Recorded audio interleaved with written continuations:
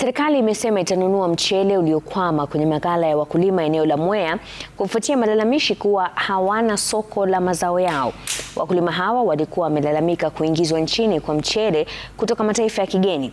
Kupitia shirika la kitaifa la biashara la Kenya nchini, serikali inapanga kununua zaidi ya tani 5,000 za mchele huo, kama anavyotuarifu Mary Mwoki.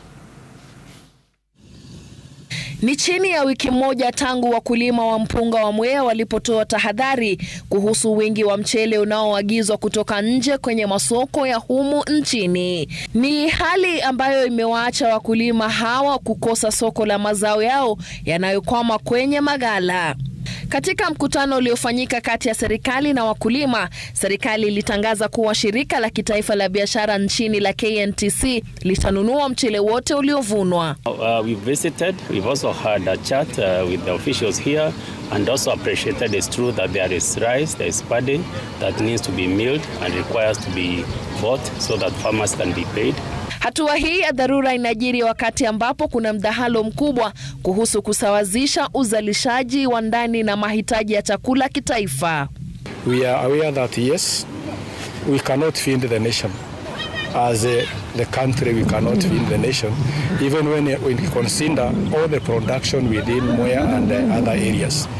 So this one for now, our worry or our concern was, like as of now, we were supposed to have paid the farmer by May. We are heading to June, and this goes to the government.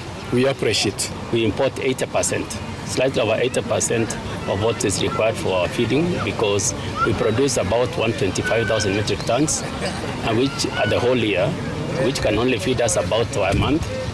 But also, because this is supplement, we want to assure them that the rice that is available will all be bought by Kenya National Trading Corporation and that payments will be due as per the agreement with the corporation.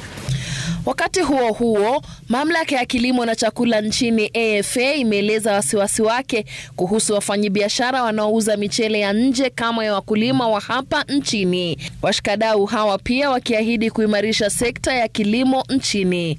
Just to encourage farmers to join the circle, we increase our production and KNTC is assuring them of a market. Mary Mwoki, Runinga ya Citizen.